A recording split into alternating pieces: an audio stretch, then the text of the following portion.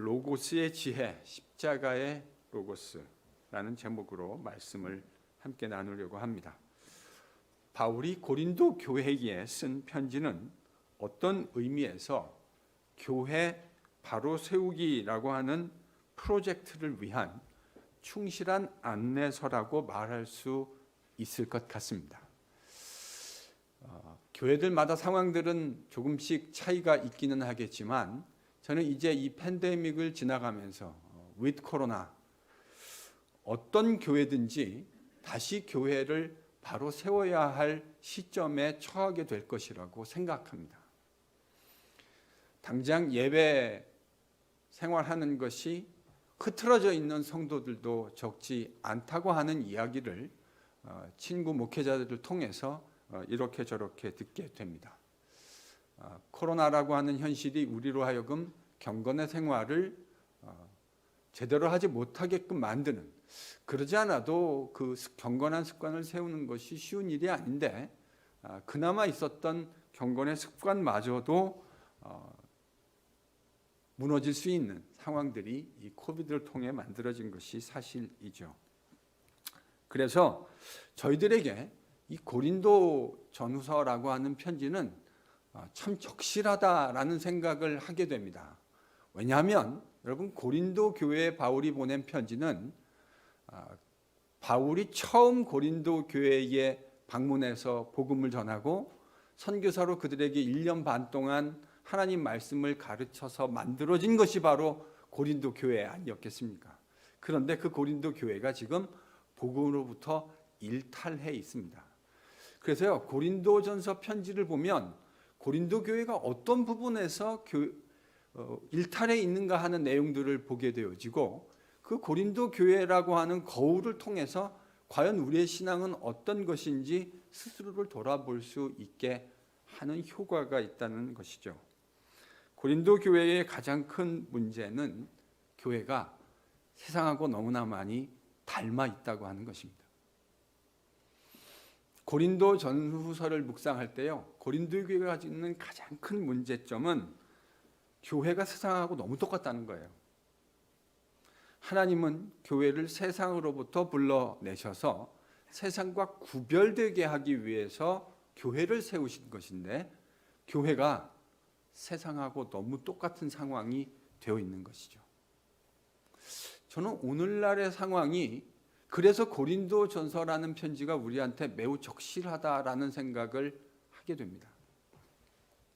고린도라는 세속 사회에 가치 있는 것으로 여겨졌던 것들이 아무런 성경적이고 비판적인 사고 없이 교회 안에서도 여전히 버젓이 가치 있는 것으로 대접받았습니다.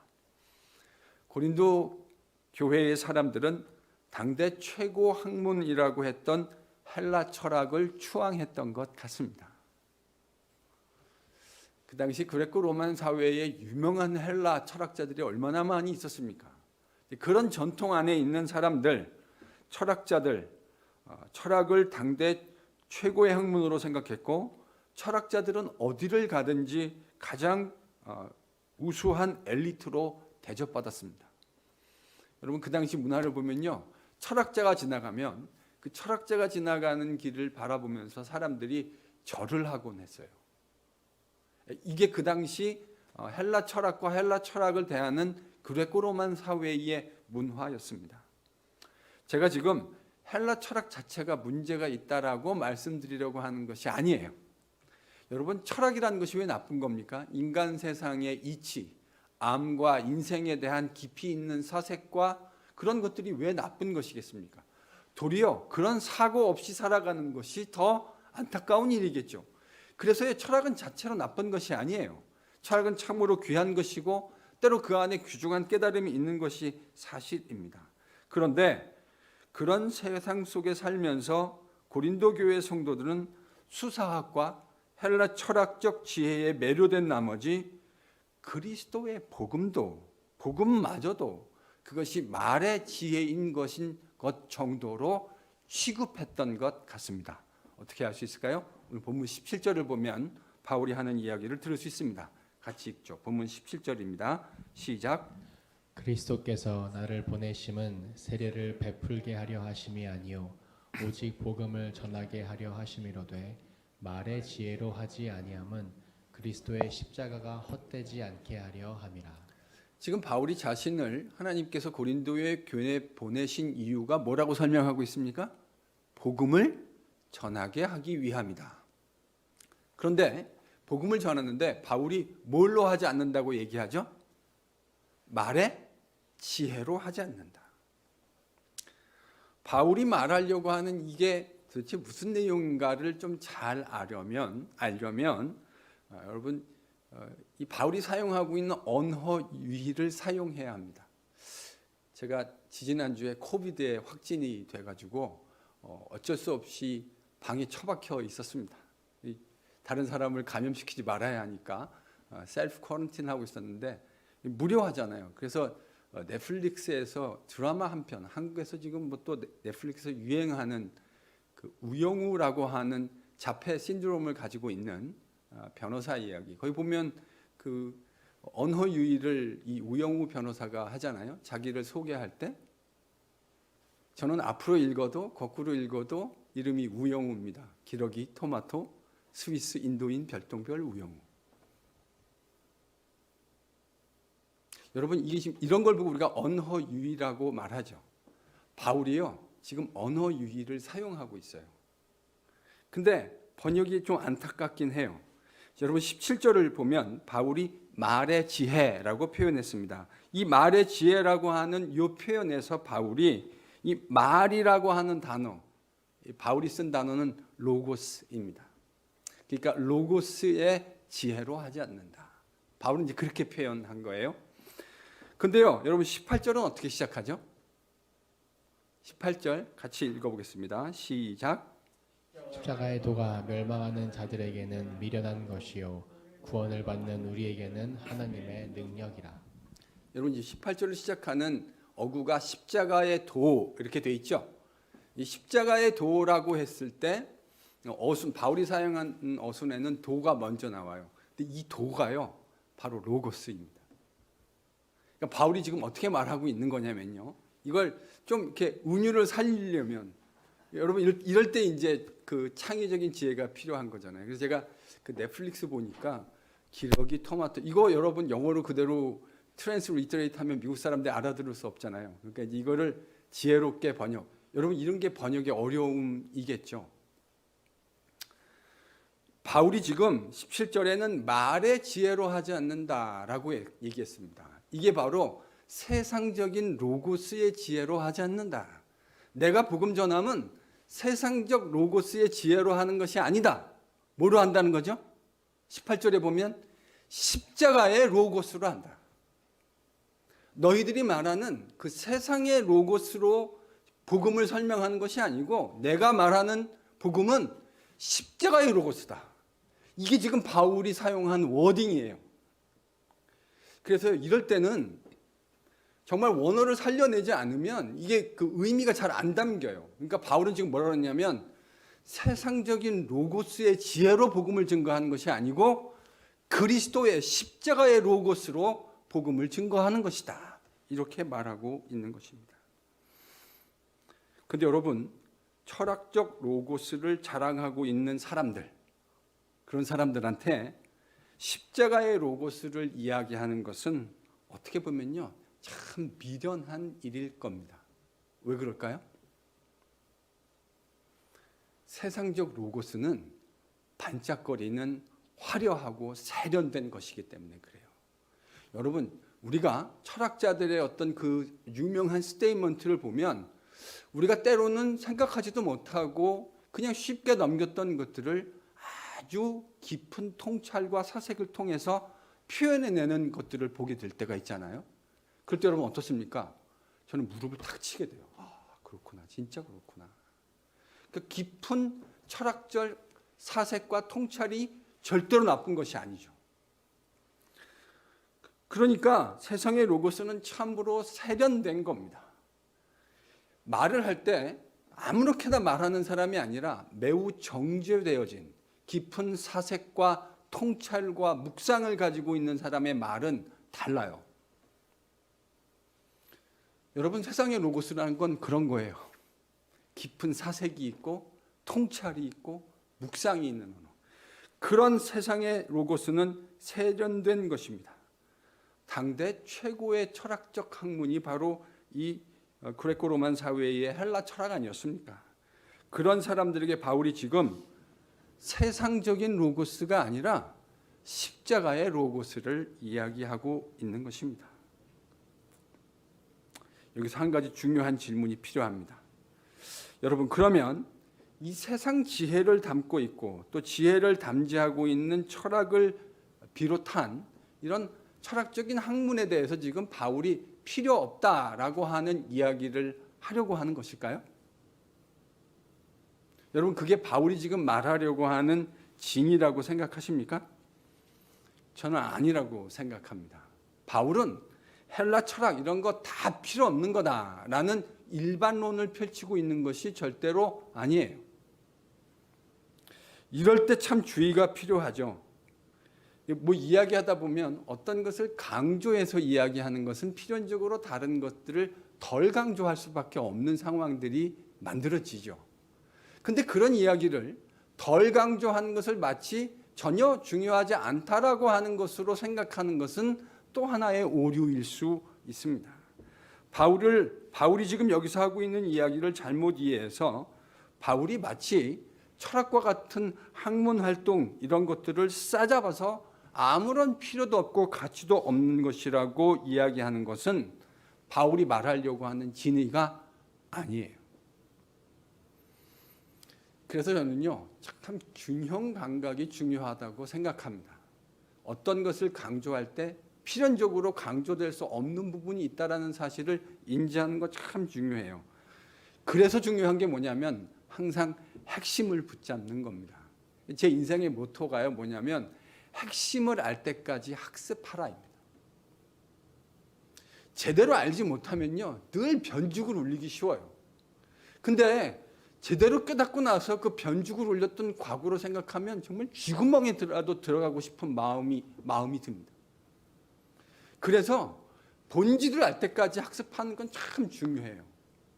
여러분, 교회 오래 다니면 다 안다고 생각하는 교인들이 의외로 많으시더라고요.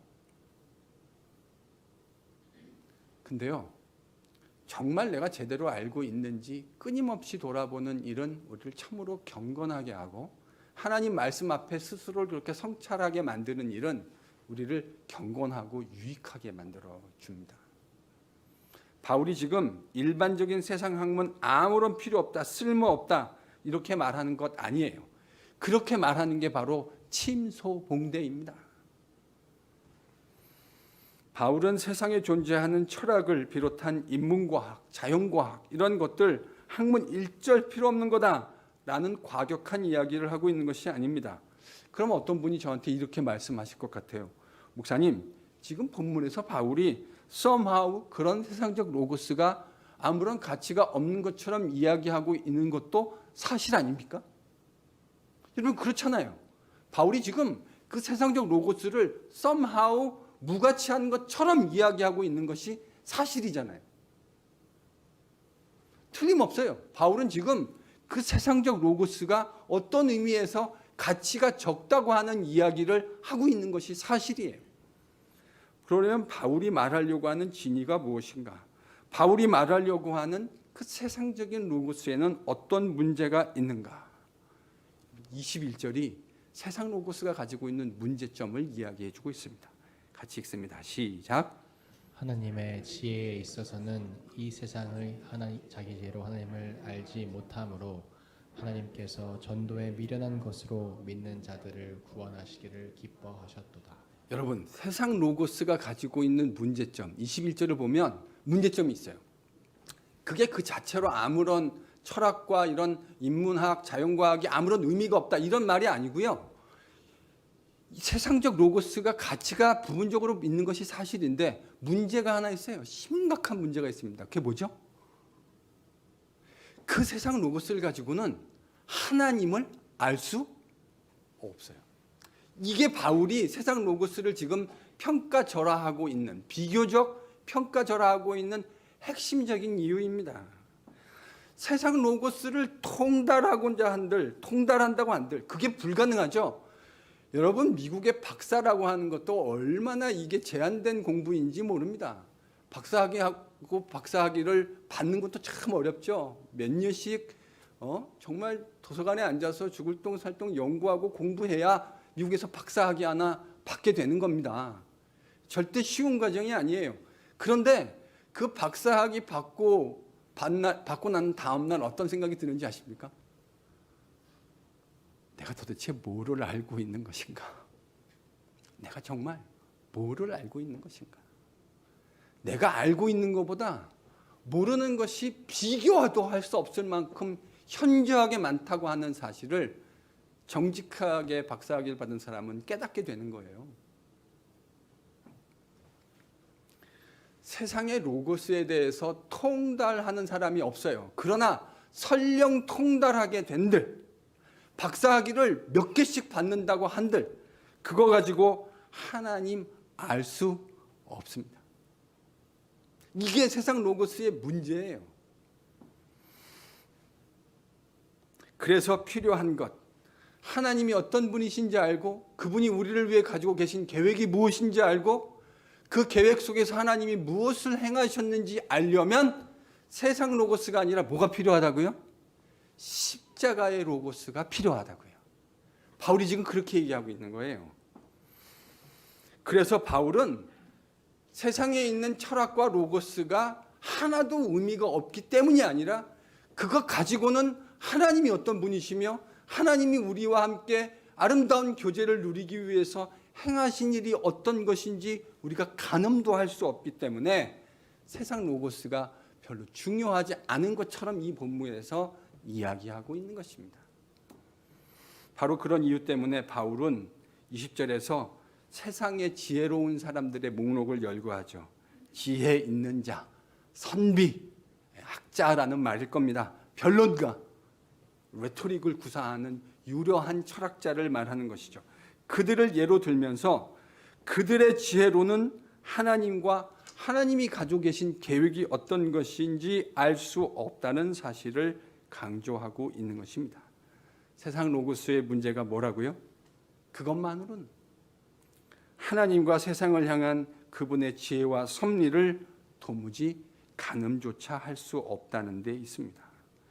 세상에서 박사학위 하는 것 아무것도 아닌 것이라고 너무 손쉽게 말씀하시지 마십시오. 그게 어떤 건지 얼마나 많은 시간과 노력과 눈물과 땀을 요구하는 것인지 제대로 알지 못하면서 그건 아무것도 아니야 라고 너무 쉽게는 말씀하지 않으셨으면 좋겠어요. 그게 어떤 건지 경험해 본 사람으로 너무 쉽게 이야기하면 좀 불편한 마음이 사실 들기도 합니다. 그러나 문제는 이거죠. 세상에서 설령 박사학위를 수십 개를 딸 수 있다 하더라도 뭐 그런 사람 본 일이 없지만 설령 그게 가능한다 하더라도 그것을 가지고 그 세상의 로고스 학문을 가지고 하나님을 절대로 알 수 없어요. 그게 세상 로고스의 한계입니다.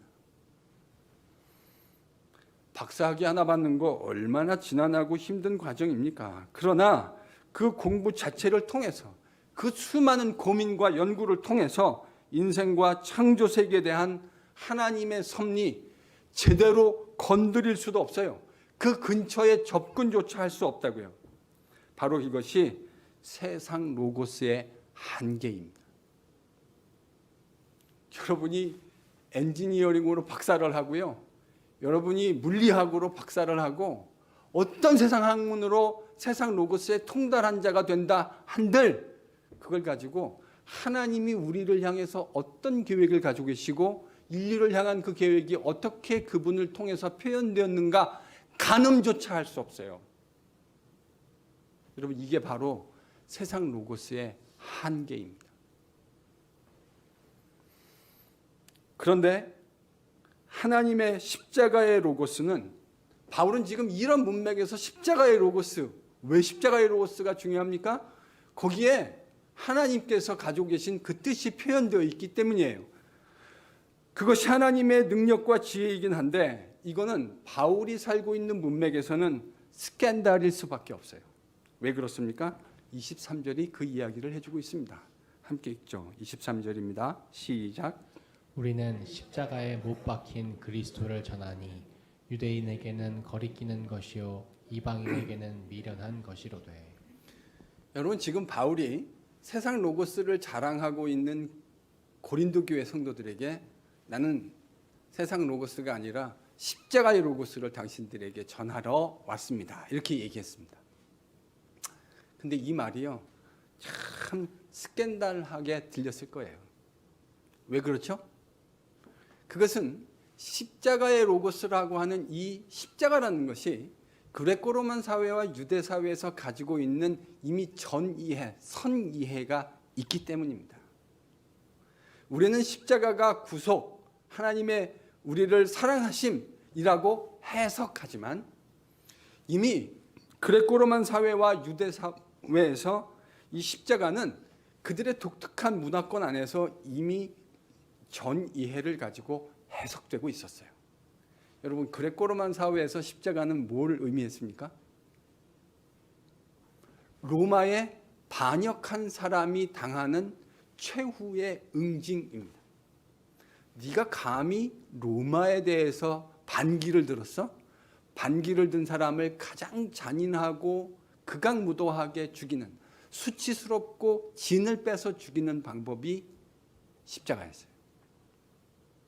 그러니 여러분, 세상의 그 화려한 학문을 이야기하는 사람들한테 십자가의 로고스를 이야기하는 게 얼마나 우스꽝스러운 어리석은 모습으로 비추어졌겠습니까? 그레코 로만 사회만 그렇습니까? 아닙니다. 여러분, 유대인들에게 십자가는 또 독특한 의미를 가지고 있었어요. 십자가, 즉 나무에 달리는 것은 유대 율법에 따라 하나님께 저주를 받는 죽음이었습니다. 그런데 십자가에 달린 구주라니요, 십자가에 달린 그리스도라니요, 그레코 로만 사회에서도 유대 사회에서도 십자가의 로고스는 정말로 어리석어 보이는 아이템이었던 거예요. 근데 그 십자가에 달린 사람을 큐리오스라고 그리스도인들이 부르지 않았습니까? 여러분, 큐리오스라는 단어가 누구한테 적용됐던 단어였죠? 로마의 시저였습니다.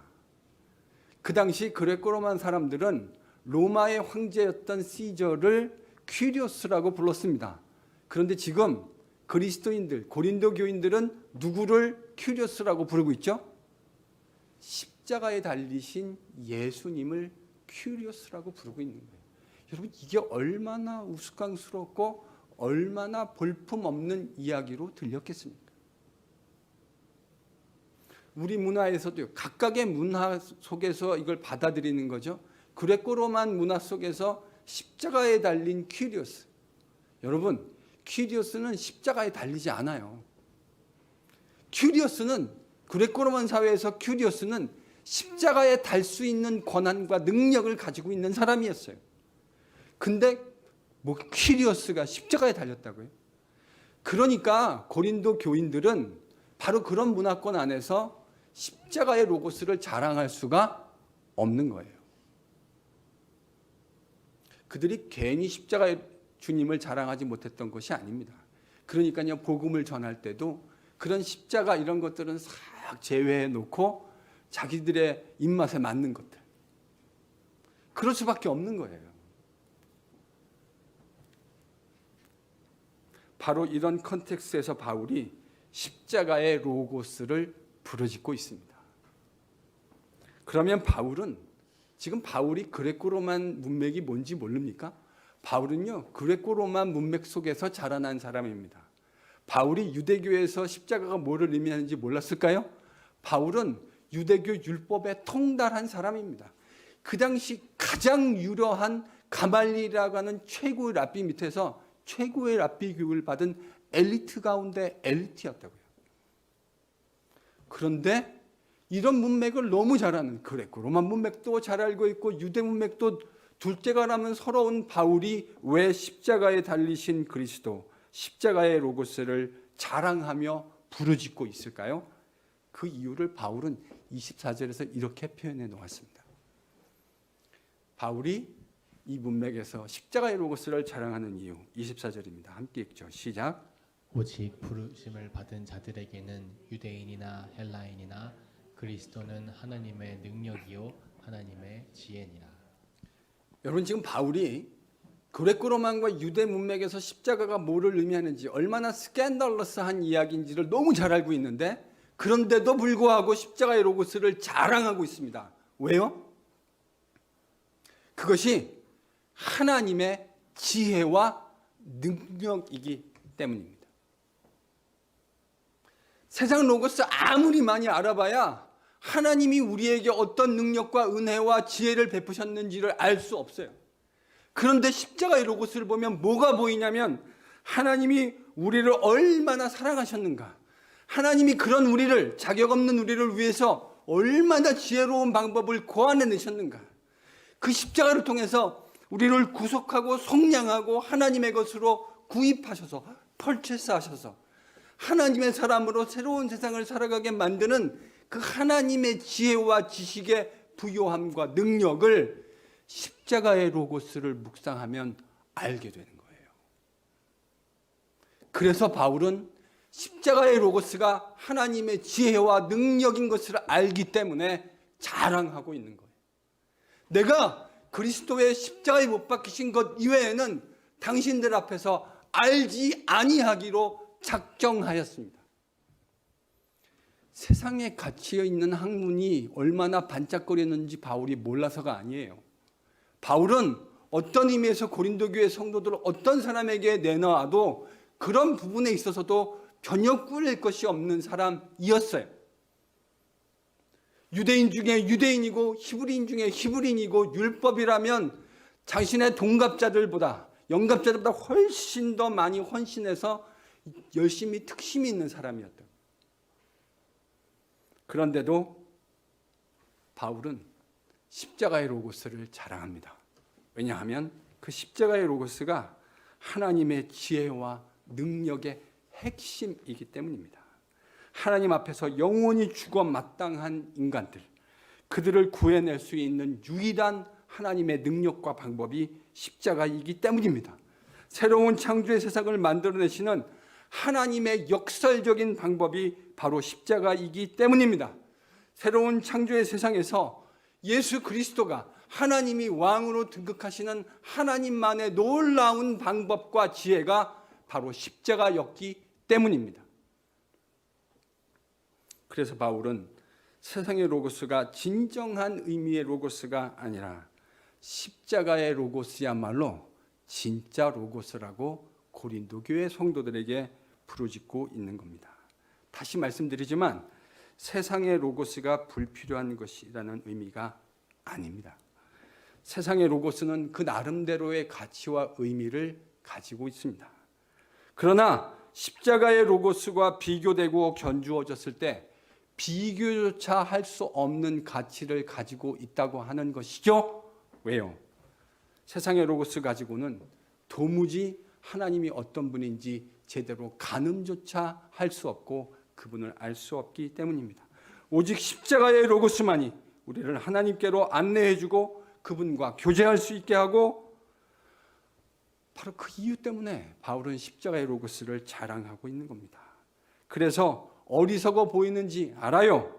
그것이 얼마나 그레코 로만 문맥과 유대 문맥에서 이상하게 들릴 수 있는지를 알아요. 그러나 그럼에도 불구하고 실패로 보이는 그리스도의 십자가의 로고스가 하나님의 참 능력이요 참 지혜라고 바울이 부르짖고 있는 것입니다. 십자가의 로고스는 세상에서 공부 많이 했다고 깨달아지는 것이 아닙니다. 하나님이 십자가에서 베푸신 사랑과 지혜의 놀라움이 어떤 것인지 알려면 세련된 세상의 철학과 로고스가 필요한 것이 아니고 하나님께서 그의 영적인 눈을 뜨게 해 주셔야 합니다. 그래서 바울은 에베소서 2장에서 구원을 하나님의 선물이라고 표현했어요. 똑똑하다고 얻을 수 있는 것이 아니에요. 잘나고 지혜롭고 세상에서 힘을 많이 가지고 있어야 깨달아질 수 있는 것이 아니에요. 이 하나님의 구원의 계획과 섭리와 그 계획들을 깨달으려면 똑똑함과 영리함이 필요한 것이 아니라 여러분 뭐가 필요하죠? 겸손함이 필요합니다. 겸손함. 금요일 날 예수님께서 갈릴리 지역 가버나움을 비롯한 베세다, 고라신 여러 지역을 다니면서 수도 없이 많은 기적과 이적을 베푸셨습니다. 그런데 그 지역에 있는 사람들이 주님을 메시아로 인정하고 받아들였나요? 아닙니다. 주님이 그들을 보면서 안타까우셔서 이렇게 말씀하셨어요. 내가 이 기적을 소돔에서 베풀었더라고 한다면 소돔이 지금까지도 남아 있었을 것이다. 이 기적을 두로와 시돈 이방 땅에서 하겠더라면 그들이 나를 영접하였으리라. 그러면서 주님은 주님을 받아들이지 못하는 사람들의 핵심을 뭐라고 설명하셨냐면 교만이라고 설명하셨습니다.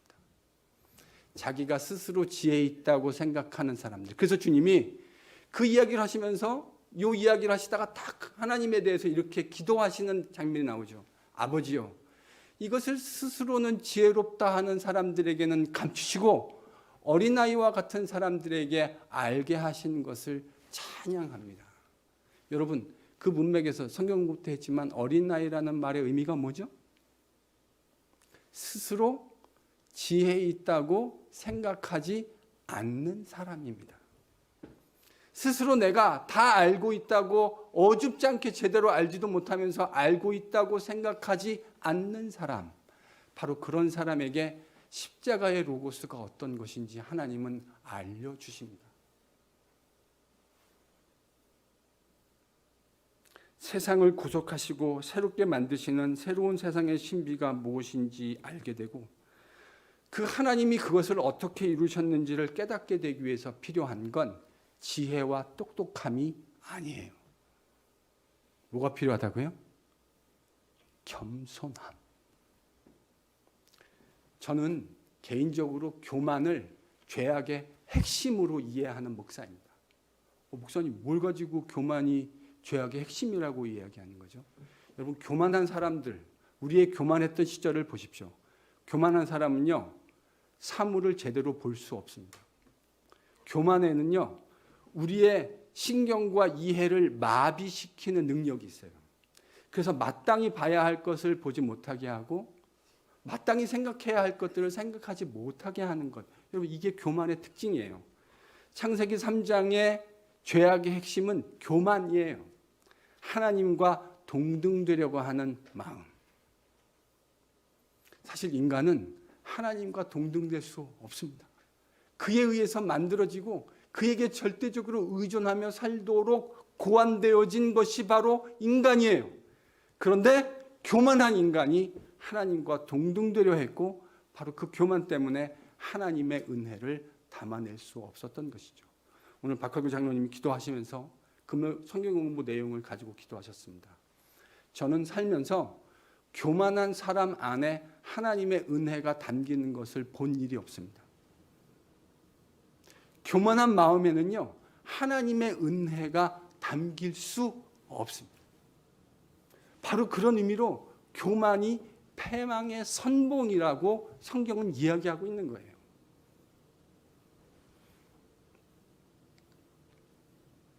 하나님이 베풀어 주신 은혜를 깨닫고 그것을 담아내기 위해서 필요한 것은 겸손이라고 하는 그릇입니다.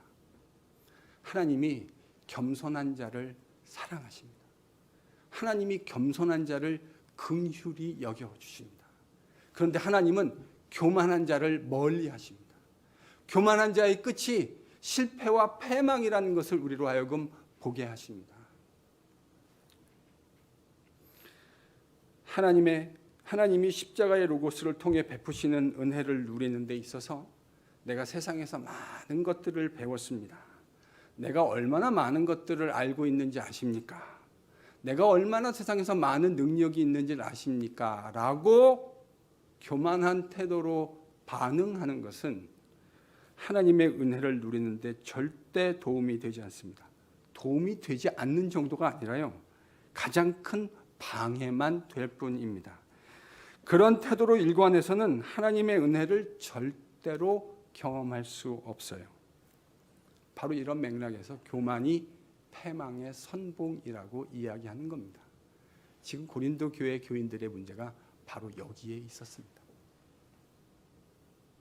제대로 잘 모르고 있죠.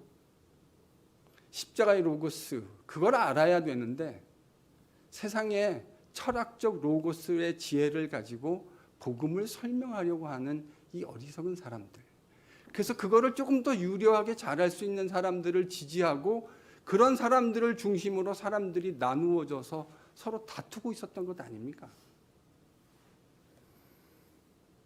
이런 십자가의 로고스가 보여주는 하나님의 역설적인 능력과 지혜, 사실은 겸손한 마음과 겸손한 눈으로 잘 관찰해 보면 금방 알 수 있는 일이에요. 바울이 그 이야기를 26절에서 이렇게 합니다. 여러분, 하나님의 은혜를 경험하기 위해서 필요한 건 겸손한 마음. 겸손한 마음이란 건요, 있는 그대로를 있는 그대로 담백하게 이야기하는 거예요. 저는 그게 겸손함이라고 생각해요. 바울이 지금 그 얘기를 26절에서 이렇게 합니다. 같이 한번 읽어볼까요? 어떻게 하는지 같이 읽습니다. 시작. 형제들아, 너희를 부르심을 보라. 육체를 따라 지혜로운 자가 많지 아니하며 능한 자가 많지 아니하며 문벌 좋은 자가 많지 아니하도다. 바울이 지금 뭐라 그러냐면, 그런 거 자랑하고 있는 이 어리석은 교회, 고린도 교회 성도들에게 뭘 보라고 합니다. 뭘 보라고 하죠? 뭘 보라고 해요? 너희를 부르신 것을 보라. 고린도 교회 성도들이요, 당신들을 한번 보십시오. 바울이 지금 이렇게 얘기하고 있는 겁니다. 자, 보면 뭐가 보이죠? 고린도 교회 교인들은 어떤 사람들이었습니까? 지혜로운 자가 많지 않대요. 바울이 보니까 이 말은 뭐냐면 헬라 철학에 능통한 사람이 많지 않다란 말이에요. 또요, 능한 자가 많지 않다. 또요, 문벌 좋은 자가 많지 않다. 여러분, 그 당시 고린도 사회, 그레코로만 사회는 귀족 사회였고요, 계급이 나누어졌던 사회였습니다. 그런데 고린도 교인들 봤더니 소위 문벌 좋은 가문 출신들이 별로 없었던 거예요. 여러분, 이게 뭐를 의미하는 거죠? 지금 바울이 이야기하고 있는 이 문맥에서 고린도 교회 교인들, 당신들이 그렇게 로고스 좋아하고 기독교 복음마저도 세련된 철학으로 로고스를 이야기하려고 하는데 당신들을 한번 잘 돌아보십시오. 뭐가 없어요? 철학에 능통한 사람도 많지 않고요, 세상적으로 능통한 사람도 많지 않아요. 그리고 좋은 귀족 가문에서 나온 사람들도 별로 없어요. 무슨 말이죠? 가만히 보니까 당신들 별 볼 일 없는 사람들이군요. 지금 그 얘기하는 거 아닙니까? 당신들을 보십시오. 당신들 별 볼 일 없는 사람들이었습니다. 그런데 하나님께서 별 볼 일 없는, 시쳇말로 하면 별로 내세울 것도 없는 당신들에게 어떤 은혜를 베푸셨는지 스스로 한번 돌아보시고 묵상해 보십시오. 라는 말입니다. 당신들 헬라 철학 좋아하시는데 보니까 헬라 철학 제대로 아는 사람 많지도 않으시는군요. 당신들 힘 있고 세상에서 파워 있는 거 좋아하는데 당신들 보니까 가문도 변변치 않고 능력도 별로 없는 것 같은데요. 이게 지금 바울이 왜 이야기를 하고 있는 거죠? 하나님의 복음의 능력이 어떻게 드러나는지를 이 어리석은 고린도 교회 성도들에게 깨닫게 해주려는 거예요. 여러분, 하나님이 필요한 사람, 하나님의 복음이 증거되는 방식이 헬라의 로고스의 지혜가 아니라 십자가의 로고스라면 하나님은 우리에게 요구하시는 것이 우리의 능력이 아니에요. 하나님은 저와 여러분의 능력에 아무런 관심도 사실은 없으세요. 왜요? 아니, 본인이 능력 있는 분인데, 아니, 본인이 능력이 없으셔야 우리 능력이 필요하죠. 세상에 어떤 인간들 다 합쳐놓은 능력으로도 비교 안 되는 능력을 가지고 있는 분이 하나님인데 뭐 우리 능력, 그 어줍지 않은 우리 능력이 뭐가 필요하시겠습니까? 시쳇말로 고린도 교회는 세상에서 잘 나가는 사람 많지 않았다는 말입니다. 근데 그런 상황 속에서 왜 고린도 교회 성도들은 그런 속된 것들을 자랑하고 있었을까요?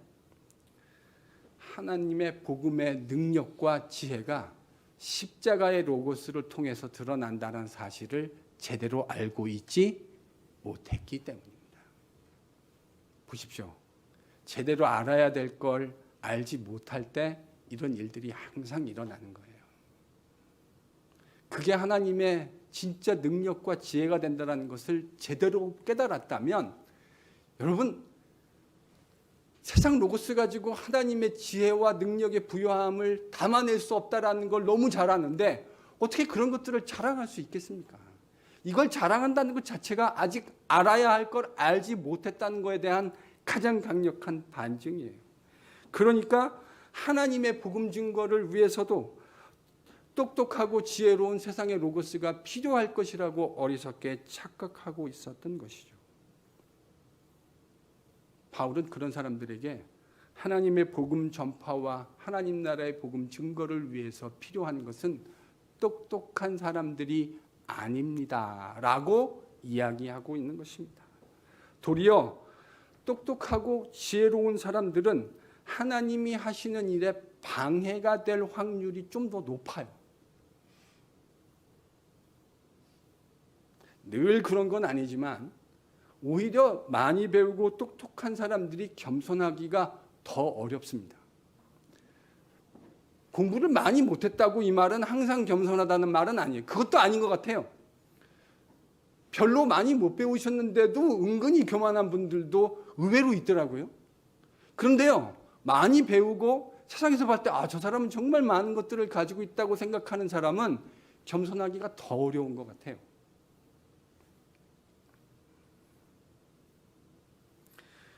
바로 그런 것들, 고린도 교인들은 지금 자신들이 얼마나 어리석은지 그들의 삶으로 증명해주고 있었습니다. 그들은 세상에서 반짝거리는 그 잘난 것이라고 생각하는 것 자랑하느라 지금 나뉘어서 서로 다투고 있었거든요. 그런 어리석은 행위를 통해서 복음 증거하는 교회를 세워간다고 어리석게 착각하고 있었거든요. 바로 그게 주님의 교회를 세우는데 가장 큰 걸림돌과 방해물이 되고 있었는데도 말이죠. 이런 안타까운 일 때문에 뭐가 기록된 거죠? 이런 안타까운 일 때문에 지금 고린도전서가 기록된 거예요. 바울이 이렇게 멜펑셔닝하고 있는 고린도 교회와 고린도 교회 성도들에게 제대로 된 교회를 세우는 것이 어떤 것인지를 알려주기 위해서 고린도전서를 기록한 거 아닙니까? 바울은 이렇게 말합니다. 하나님은 세상에서 미련하고 연약한 자들을 당신의 백성으로 선택하셨다고 고린도 교인들에게 말합니다. 왜 그렇게 하셨죠?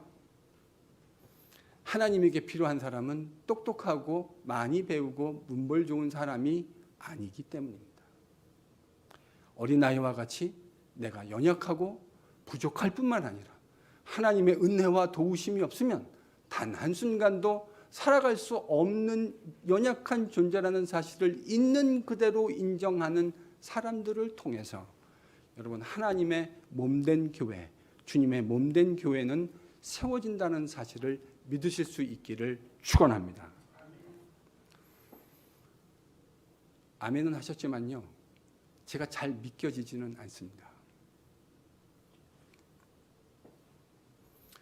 이민교회에 저도 좀 있어 봤잖아요.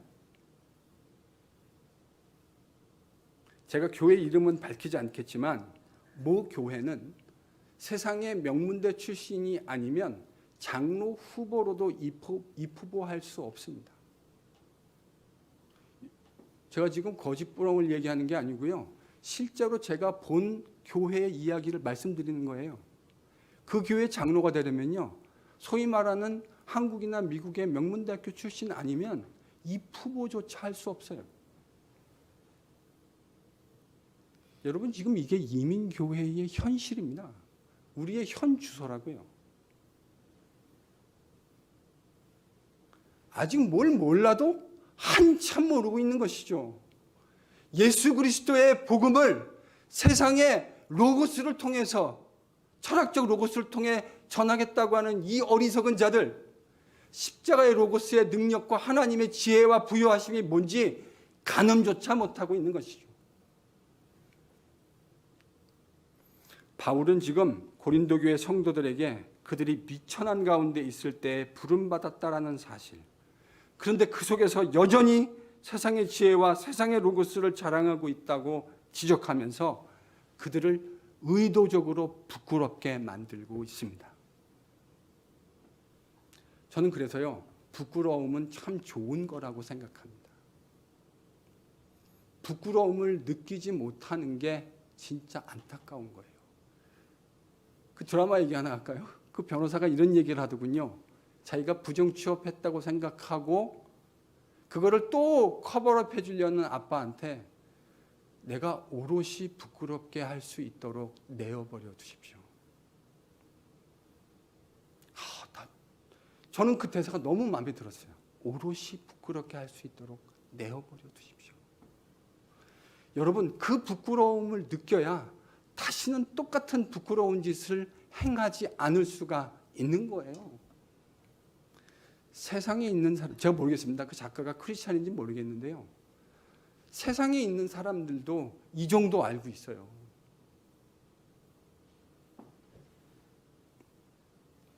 그들이 세상적인 지혜나 능력 때문에 부름받은 것이 아니라는 것을 기억한다면, 그런 것들로 주님의 복음이 증거되고 하나님 나라의 사역이 확장되는 것이 아니라고 한다면, 여러분, 그것을 자랑하는 것이 얼마나 어리석은 일입니까? 왜 고린도 교회가 안타까운 교회의 대명사가 되었습니까? 복음 증거와 하나님 나라의 사역의 진정한 핵심이 되는 것이 무엇인지 알지 못한 채 자신이 생각하고 효용 가치가 있다고 생각하는 엉뚱한 것들을 붙들고 그것으로 주님의 몸된 교회를 세우려고 하고 있기 때문입니다. 그런 세상 철학적 세련된 말로 복음을 이야기하면 더 많은 사람들이 환호할 것이라고 착각하고 있었기 때문입니다.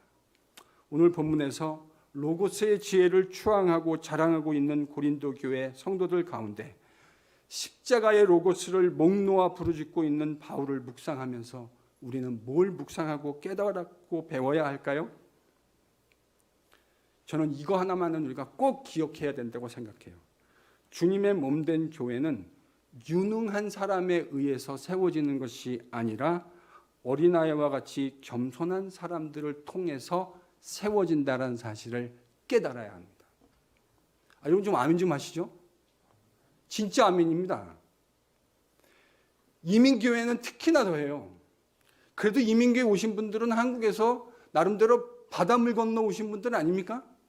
결단도 하셨고 나름대로 배울 만큼 배우신 분들이기도 하실 거예요. 한국 교회와 비교해 보면요, 더 확실히 많이 배우신 분들이 많은 것도 현실적으로 사실이에요. 근데요, 그런 것을 통해서 교회는 절대로 세워지지 않습니다. 여러분, 우리가 그거의 증인 아닙니까? 더 많은 증거가 필요하십니까? 세상에 명문대 나온 장로, 제가 보니까 별거 없던데요. 교회가 세워지기는커녕 그 양반으로 해서 교회가 더 무너지던데요.